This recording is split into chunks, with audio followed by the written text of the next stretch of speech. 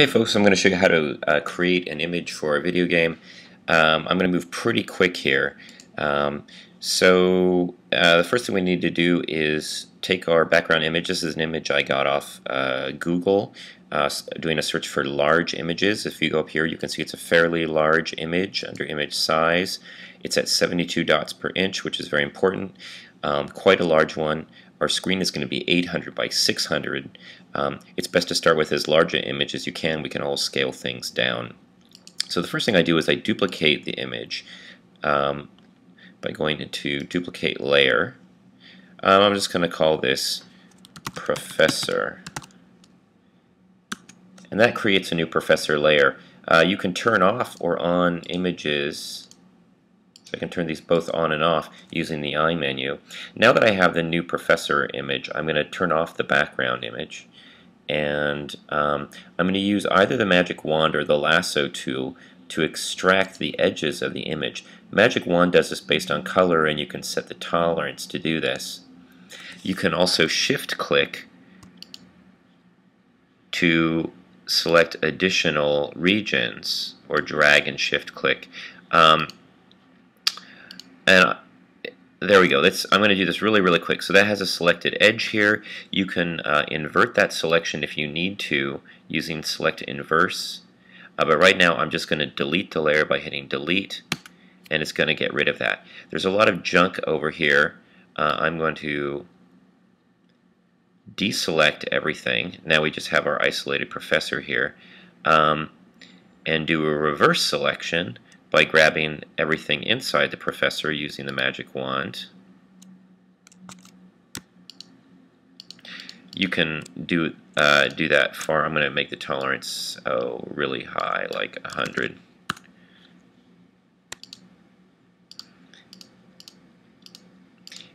And by combining these two techniques, you can sort of eliminate the things on the outside and grab the things on the inside. This is, of course, a terrible job. So we have our professor here. Another way of narrowing things down is to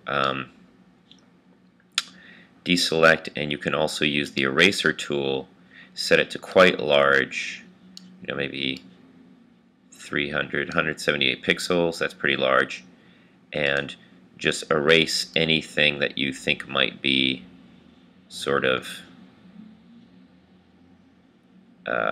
leftover garbage. You can zoom in and do this better. This is just a crap job to show you the general tools involved. Okay, so now we have hopefully a good outline of our professor. And it's quite simple to create a cartoon out of him. You just go to Filter, Brush Strokes, Accented Edges. You can drag him over to the center here. And what you can't see is I'm going to drag the edge width all the way down, the edge brightness all the way down, and set smoothness to 7. Sorry, I'm off the edge of the screen here. And you can just click OK, and now we have a cartoonized version of our professor, quick and dirty. You can save this image. I'm going to save him as junk.photoshop. And that saves the Photoshop image and preserves the layers and so on and so forth. But if we want to get the image into our game, we want to make sure that this is a transparency. So we want to make sure that that the professor, things can fly behind the professor, and that all this stuff that was a black and white checkerboard, we would actually be able to see through. So save him in a separate file. Go to Save for Web and Devices. You can drag him here to the center, doesn't make a difference. And you can save this as a PNG 24, and that is the highest resolution transparency that we can create. So that creates a transparency here, and then just, you can't see it right now, drag it up, then just click Save. It'll ask you for the name. It'll be junk.pmg. Voila. If you were going to save a background image, instead of creating transparency, you would go through Save for Web and Devices, and you would create a background image of a JPEG with high resolution. You can set the quality up to like 88, something pretty high, and then save. You'll go through the same menus, etc., etc. Before you create a JPEG, again, just make sure that your image size, if you are creating a background image, is set to 800 by 600 pixels at 72 dots per inch. Here we can set the width at 800. It's going to be a little tall, so what I would do would crop it. And you can crop it by selecting the marquee tool and say, there should be an information menu here, which we're not seeing. But if you pull up a window,